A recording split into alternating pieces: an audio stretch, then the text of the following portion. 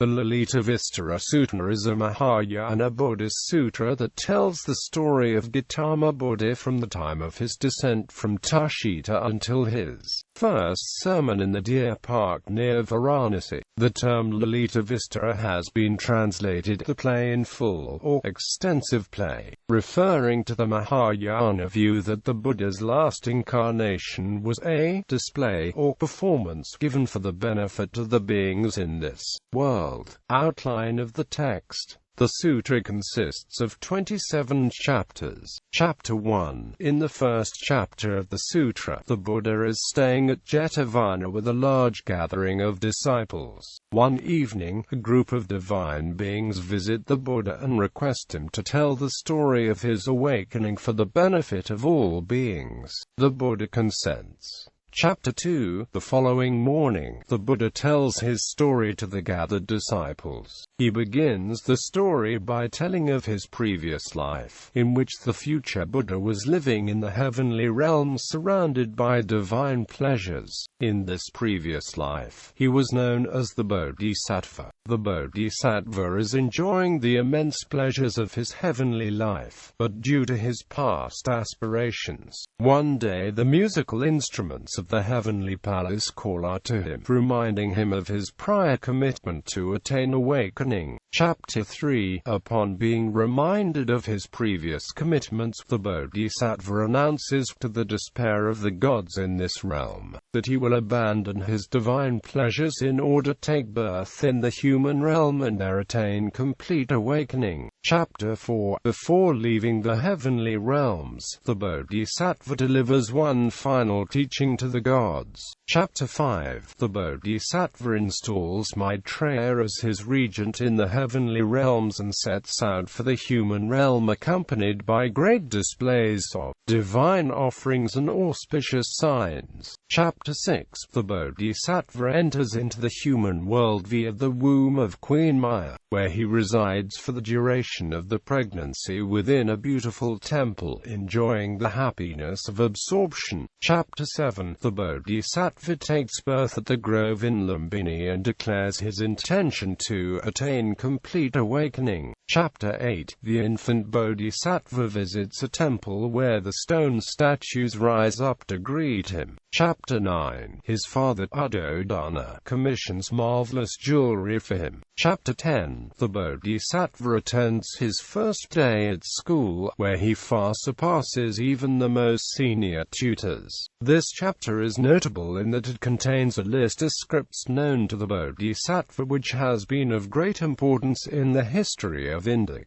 scripts, particularly through the comparison of various surviving versions of the text. Chapter 11. On a visit to the countryside as a young boy, he attains of the highest levels of samadhi. Chapter 12. As a young man, he demonstrates his incredible prowess in the traditional worldly arts, and wins the hand of Gopa, a Aku girl whose father requires proof of the Bodhisattva's qualities as a proper husband. Chapter 13. The Bodhisattva reaches maturity and is able to enjoy life in the palace, where he is surrounded by all types of pleasure, including a large harem to entertain him. Seeing this, the gods gently remind him of his vows to awaken. Chapter 14. The Bodhisattva takes a trip outside of the palace walls to visit the royal parks. On this trip, he encounters a sick person, an old man, a corpse, and a religious mendicant. Deeply affected by these sights, the Bodhisattva renounces his royal pleasures. Chapter 15. The Bodhisattva departs from the palace to begin the life of a religious seeker on a spiritual journey. Chapter 16. The Bodhisattva seeks out the foremost spiritual teachers of his day, and he quickly surpasses each of his teachers in understanding and meditative concentration. His extraordinary charisma also attracts many beings, such as the king of Magadha, who requests the Bodhisattva to take up residence in his kingdom, but without success.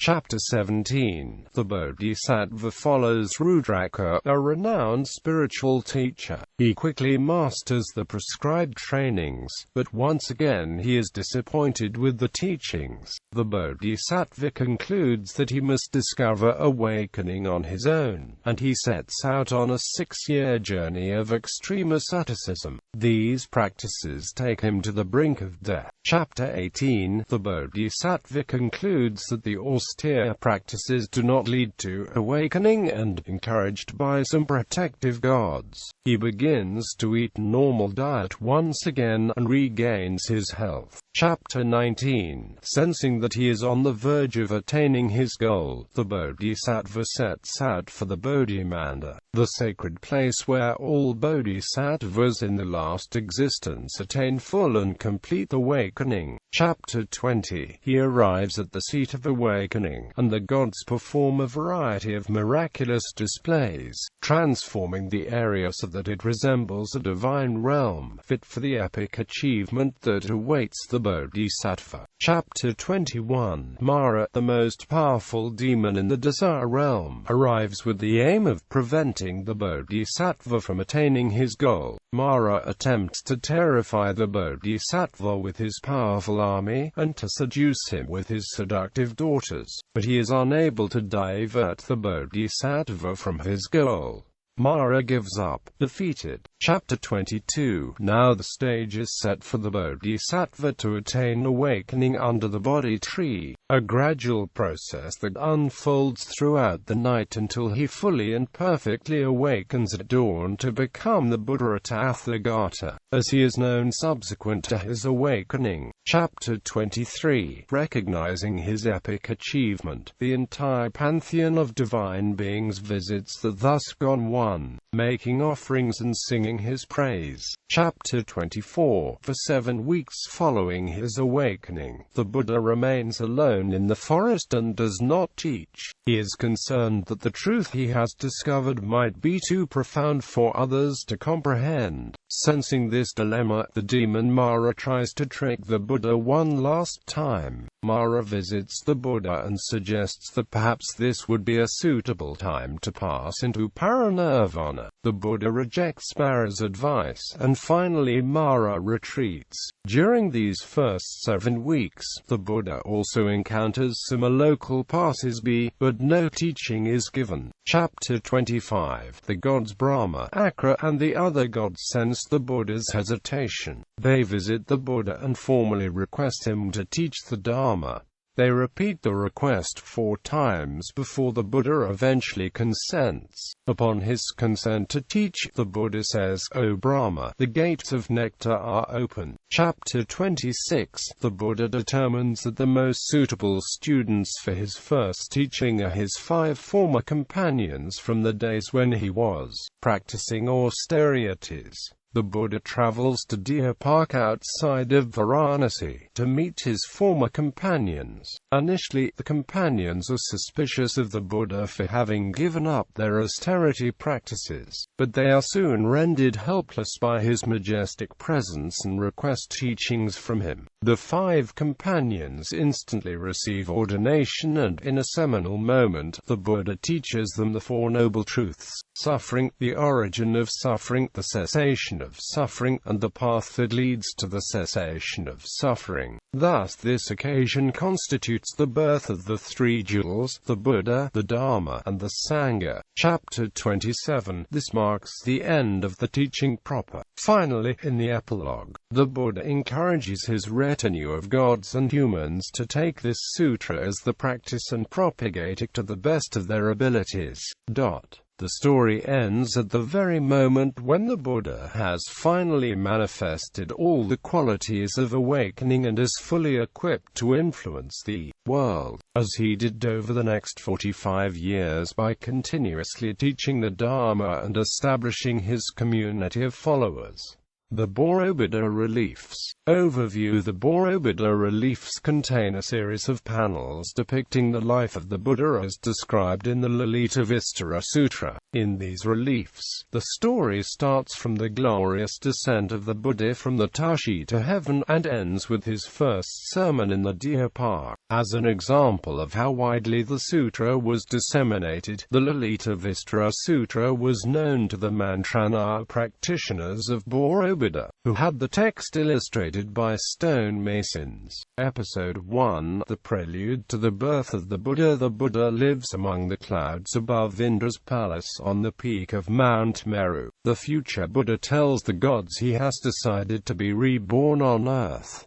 Around his waist there is wrapped a cord that supports his right knee. This is a convention used in Borobudur to denote people of high status.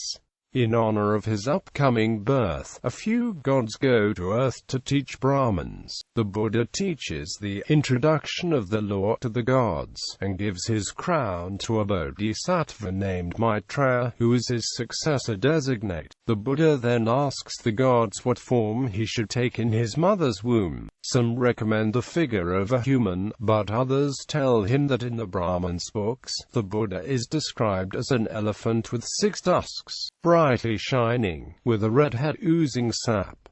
Queen Maya and King Udodana live in a palace in the city of Kapilavastu. The king grants her request to undertake a vow of self-denial. Queen Maya is seated in her quarters awaiting the Buddha's descent. During the Great Descent, the Buddha sits on a throne in a pavilion, accompanied by an uncountable number of devas, jaxinis, and other supernatural beings. While Queen Maya sleeps, the Buddha enters her womb in the shape of an elephant. At night, a lotus grows from the oceans to Brahma's heaven. The lotus contains the essence of all creation. Brahma collects the essence in a bowl, and gives the Buddha the essence to drink as a mark of honor. This is one of the most popular scenes in ancient Buddhist art. Queen Maya decides to go to a forest of Ashoka trees. She arrives and sends a servant to ask the king to meet her there. Episode 2. The birth and early life of the Buddha. The king arrives at the edge of the forest but is not allowed to go any further. The queen tells him of her dream, in which an elephant enters her womb. She asks him to get Brahmins to interpret the dream. The Brahmins tell the couple that the queen will bear a son who will become either a universal ruler or a Buddha. Indra and other gods offer for the queen to stay in the palace during her pregnancy. The unborn Buddha creates the illusion that the queen is in all palaces to prevent any of the gods or kings to be disappointed. During her pregnancy, the queen acquires certain powers, such as the ability to restore people possessed by supernatural beings to the normal state by letting them view her, and also the power to heal diseases. The king lives as a hermit during her pregnancy. Queen Maya asks the king to be allowed to give birth in Lumbini Grove. The queen sets out for the garden in a carriage. When she arrives, she walks until she comes to an Asoka tree, which magically bends down for her. She grasps the limb, and the Buddha emerges from her right side. The baby takes 7 steps in each of the 4 compass directions, and at each step a lotus springs up. After his birth, Indra and Brahma disguise themselves as Brahmins to congratulate King Udodana along with many other gods. A week after Gautama is born, Queen Maya dies and becomes a goddess. Her sister, Gautami, becomes the baby prince's guardian. Some accounts suggest the child should be taken to the temple. When the prince arrives, the statues in the temple come to life and kneel before him. Gautama is sent to school when he is old enough. The schoolmaster is Visvamitra, and a god named Abhanga is also there. The story skips a few years and then describes a visit to a rural village.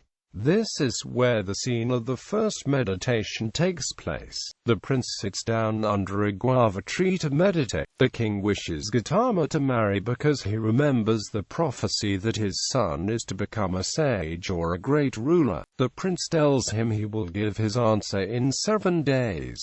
The prince consents and chooses Gopa as his wife. Only she can bear to look at him without being blinded by his radiance. Gopa's father is not certain the prince is suitable for his daughter, so he requires the prince undergo some tests to prove his mental and physical abilities. Episode 3: The Buddha's marriage and renunciation of his earlier life. Prince Siddhartha and 500 other princes go out of the city to demonstrate his powers. He sets a problem that only he can solve. The next test is an archery competition. Prince Siddhartha used an ancient bow which had been preserved in a temple since his grandfather's time. He shot an arrow through 7 trees and through other various targets including an iron boar. Gopa's father agrees to the marriage. Various gods including Indra and Brahma congratulate him on his marriage and ask when he will begin his quest for enlightenment. The king dreams of the prince's departure and tries to attract him to remain by building 3 more palaces to amuse him. The king posts guards around the prince's palace and sends young women to entertain him. This is one of the most successful compositions on the monument. One day the prince decides to go to a royal pleasure garden. Suddenly an old man appears to him, and the prince goes back to the palace. This is the first of the 4 encounters which motivate the prince to begin his quest for enlightenment. The second encounter, the prince again sets out for the pleasure garden, but sees a sick man. Another occasion occurs where the prince sees a dead man surrounded by grieving relatives. The last encounter is again created by the gods, and involves a monk. He is at peace compared to the grief and suffering felt by the others. The prince meditates based on the example of the monk and on the path of salvation from suffering. Prince Siddhartha comforts Gopa that night, who had a bad dream, then the next day went to the king and asked permission to leave. After the prince says goodbye to gods and other supernatural beings, he cuts off his hair. Then he discards his royal robes and puts on orange robes of a passing hunter. The prince goes to 2 places where Brahman female hermits offer him food. Siddhartha had embarked on a life as a wandering ascetic. Eventually Siddhartha reached Varanasi, where he asks permission to become a pupil of a Brahmin named Kalapa. After some time, Arada acknowledged Siddhartha as his equal, and Siddhartha also becomes a teacher. Later, Siddhartha decides to resume his travels, and comes to the city of Rajagra to beg. The people are in awe of his appearance and think Brahma himself has come to beg. The next day a bright shining light comes from Mount Pandava, where Siddhartha is staying. The king asks him to stay and take half the kingdom. Siddhartha later visits a teacher in Rajagra named Rudraka and is invited to join him. Episode 4: The Buddha's Enlightenment. After a while the prince goes to Magadha. 5 men from Rudraka's group decide to follow him, and they meditate on Gayasir's mountain. Then the prince and his new disciples go to meditate beside the Narayanjana river. This is where Siddhartha practiced such harshness that he nearly starves himself. Because he is near death, his mother Maya comes to see him and begins to cry. The gods offer to provide him with magical strength so he will not have to eat, but he is scared the people will believe he can live without food. He abandoned his fast, and the 5 disappointed disciples leave him. The prince then goes to a place called Uravilla. Siddhartha decides to put on a new robe and takes a shroud from a dead woman named Radha. He washes it on a stone by a pond. When Siddhartha tries to leave the pond, the demon Mara makes the banks rise enormously high. The goddess of a tree beside the pond bends her branch and saves Siddhartha. Another god gives him a reddish robe. The village chief's daughter, Sujata, invites the prince to her house and feeds him. Siddhartha returns to the Narayanjana to bathe and takes a golden bowl that Sujata gave him. Gods come to him and attend him. The prince sits down and finishes the food Sujata gave him. When he is finished, Siddhartha throws the bowl into the river. Indra desired it, and turned into a Garuda to take it from the Nagaraja who saved the bowl. Brahma and a group of gods go to pay homage to Siddhartha. It is now time for Sakyamuni to seek a tree to meditate under. The Mara attacks the prince in a final effort of preventing him to seek enlightenment. Mara failed to defeat Sakyamuni by force, so he sends his beautiful daughters to try to arouse him, but this fails also. Sakyamuni reaches supreme enlightenment, and becomes the Buddha, the enlightened one. The Buddha remained in the same position for 7 days, but arises to walk twice to far distances. Both times, however, he returned to his Bodhi Manda under the Bodhi tree. 4 weeks after enlightenment, the Buddha goes to stay with a Nagaraja named Mukalinda. The weather was poor, so the Nagaraja protects the Buddha while he meditates. After 5 weeks, the Buddha leaves Mukalinda's palace to walk to a banyan tree. On the way he meets ascetics who ask him how he has borne such a week of bad weather. The Buddha goes to meditate under another tree, and merchants pass by who are frightened by the portents, but a goddess reassures them. The merchants offer the Buddha food. He would like a bowl to put it in, and the 4 gods, great kings, each offer him bowls. Afraid to offend them, he takes them all and combines them into one. Episode 5. The preaching of the first sermon. That same night, the gods including Brahma and Indra ask the Buddha to preach the law. By morning he agrees to preach, and asks to whom he should first preach the law. He asks for Rudraka, but he has been dead for a week. Next he asks for Iradakalapa, but he is also dead. The Buddha then asks for the 5 disciples he had earlier, and he sees they are in the deer park at Varanasi. The Buddha sets off for Varanasi, and on the way he meets a monk who asks where he is going. He goes through several cities, and is honored in each of them. The Buddha comes to the Ganges, and the ferryman refuses to row him across without payment. The Buddha flies across the river, and the boatman faints. The Buddha arrives in Varanasi, and begs for food. He finds the 5 former disciples, and they are awed by his radiance and arise to serve him. The disciples ceremonially bathe the Buddha. Then the Buddha preaches his first sermon, which sets the wheel of the law in motion. Historical context. In the early 20th century, P.L. Vaju believed that the Finnish Sanskrit text dated to the 3rd century A.D. The text is also said to be a compilation of various works by no single author and includes materials from the Sarvastivada and the Mahayana traditions. Concerning the origins of the text, the Dharmacakra Translation Committee states, "This scripture is an obvious compilation of various early sources, which have been strung together and elaborated on according to the Mahayana worldview. As such, this text is a fascinating example of the ways in which the Mahayana rests firmly on the earlier tradition, yet reinterprets the very foundations of Buddhism in a way that fit its own vast perspective. The fact that the text is a compilation is initially evident from the mixture of prose and verse that, in some cases, contains strata from the very earliest Buddhist teachings and, in other cases, presents later Buddhist themes that do not emerge until the first centuries of the Common Era. Previous scholarship on the play in full devoted much time to determining the text's potential sources in the respective time periods, although without much success. Although this topic clearly deserves further study, it is interesting to note that hardly any new research on this sutra has been published during the last 60 years. As such, the only thing we can currently say concerning the sources and origin of the play in full is that it was based on several early and, for the most part, unidentified sources that belong to the very early days of the Buddhist tradition.